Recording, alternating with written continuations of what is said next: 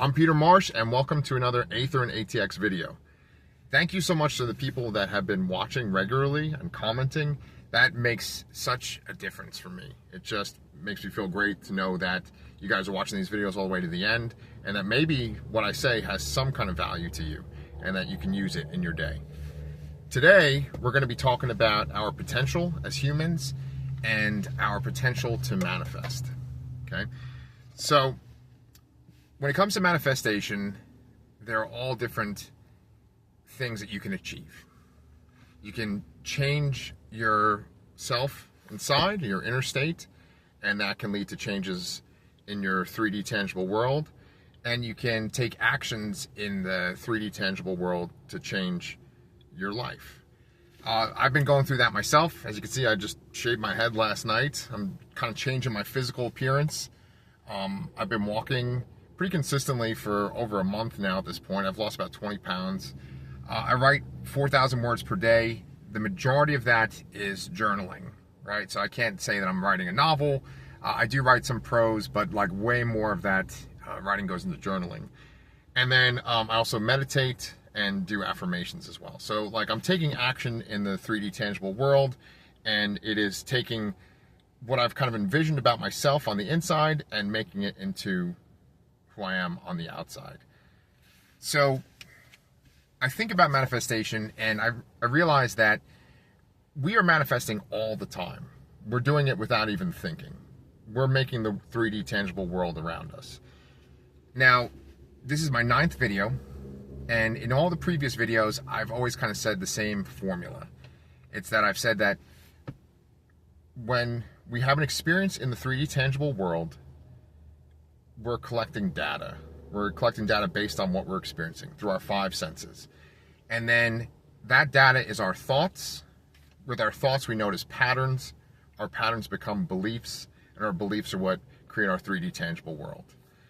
Well, after doing a lot of journaling and making these videos, I realized I want to change that somewhat. I don't think that our beliefs are necessarily what shape our 3D tangible world, but instead I want to change it to our habits are what make the 3D tangible world. So let's reference Bashar. That's what I do almost all the time. I've even said this on this channel. When Bashar talks about manifesting, he talks about the idea of changing different realities. He's saying that we are experiencing a different reality within every single moment of our day, and we are choosing which reality we're going to be in. He uses the metaphor of a film reel, which is kind of dated at this point, but I think it really works. And you know me, I love film, so I'm going to use that metaphor as well. But basically, picture a bunch of still frames that make up a film reel. We're choosing that still frame every single moment of every single day. And because we keep choosing these specific realities, these specific film reel frames, they all kind of blend together. And that's where the linear nature of our 3D tangible world comes from.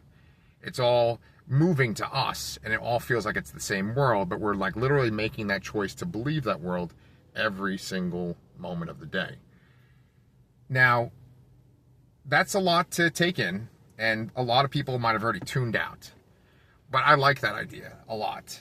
I think that with a habit, you make the choice to do something, right? You make the choice to believe something. You're making the choice to say, this is the reality I want. This is the reality I'm going to focus on. And you make that choice in every single moment. You might do things that are out of the norm. You might do things that are like, they're different experiences, things that you haven't ever had before. And so if you do it once, it's just like one single frame in that film reel. But if you keep doing it every single day, if you make the choice to do it, then it just becomes a part of that experience. It just becomes a part of your daily routine. It becomes a part of who you are. So let's talk about some examples. All right. The walking, for example.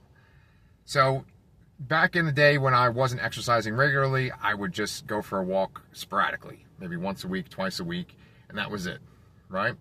But I got into this mode where I was doing it every single day. And so I was making the choice to go for a walk every single day. Now it's just become part of my routine. I just walk every day now, right?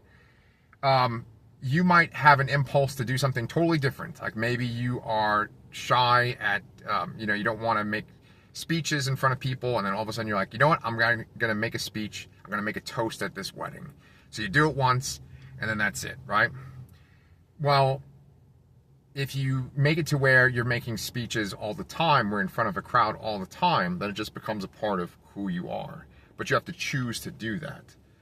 So there's these little flashes. They're just like one little blip, one little frame in your experience if you just do something once or you just do it a few times. Think about Fight Club when they splice in the porn into, film reels. You get that little flash, and then that's it. The movie's there, and people wonder, did that even really happen? Did I really see what I thought I saw? Well, that's the way that reality is too. You might have these little bursts, these little moments where you do something different, but it's not a part of your reality unless you're doing it regularly. The key thing here is choice. You're choosing to say, this is who I am. And so when you make that choice every single moment of every single day, it just becomes natural. You don't even think about it. It's just who you are now at this point. And that's easier said than done. It's not easy to make these choices. Now, I've talked about emotion a lot, and I've talked about limiting beliefs a lot. I've talked about how what we were raised to believe, our experiences that we had while we were developing, affect our mindset and affect our beliefs. And we might have some limiting beliefs. And we have to go against those limiting beliefs when we want to change. We have to make that choice every single day, every single moment of every single day. And that's a hard thing to do. I think emotion, which a lot of people say your emotional state is what affects your manifestation. It's what, if you have that feeling, like Neville Goddard says, if you have that feeling of the wish fulfilled, then your 3D tangible world is going to reflect that, right? If you feel like you have the dream job, if you feel like you have all the money that you could need, if you feel like you have that romantic partner that you're looking for, then eventually your 3D world is going to match that. I think emotion is important. However, I think that emotion is just basically the thing that backs up your habit. It backs up that choice that you're making, right? So there are things that I encounter on a daily basis, right? Where I'll be like, okay, if something really positive happens, because I might have put work into having that positive thing happen, I'll be like, yeah, I deserve this. This is what's supposed to happen.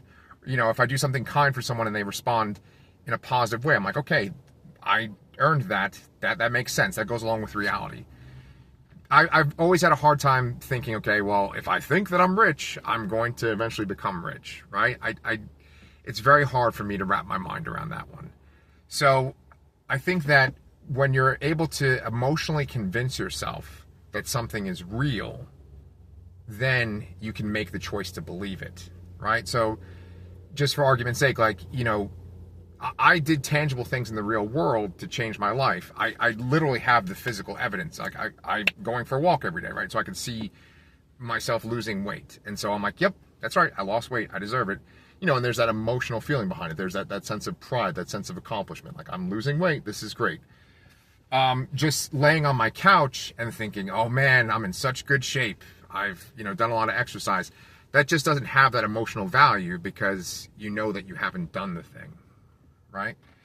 So while we're talking about exercise, I want to just talk about our potential as humans, right?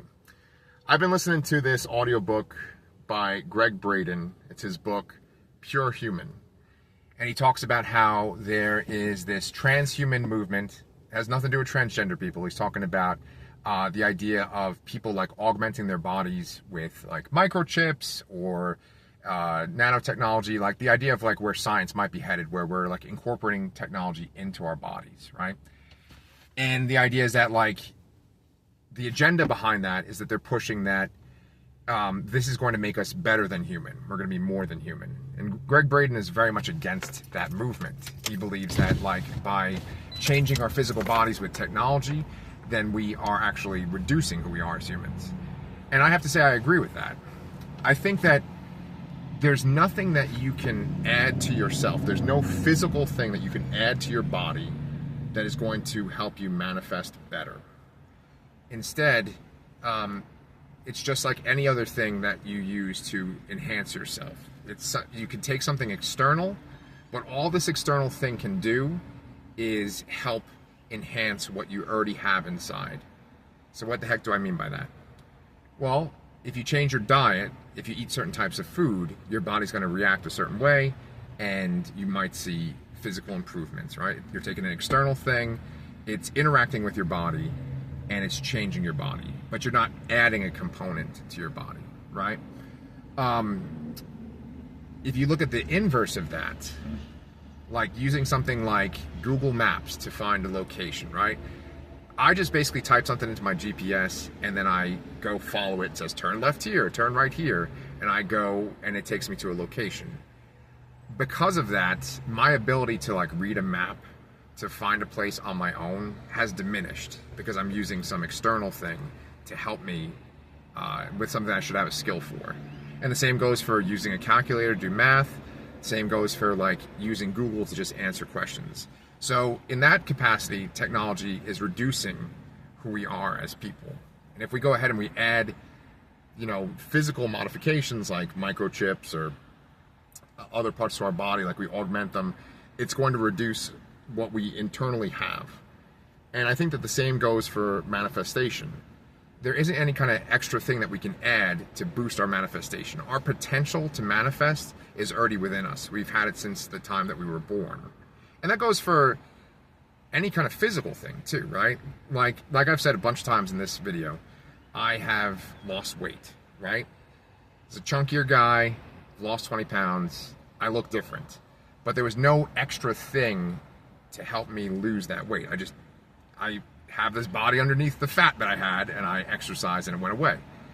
If I want to build up muscle, I'll use an external thing. I will use, exercise equipment in the gym. I'll lift weights, and that's going to make my muscles get bigger, my chest get broader, whatever, right? I'm taking something external, and it's helping change what I already have. There's nothing more that I can add to my body. My body can react to things, but I can't add anything to it. So just bringing it all back, there's nothing that you can add to yourself to increase your ability to manifest. You already manifest automatically. All you can do is practice manifesting the things that you want. Because like I said, we're manifesting all the time, right?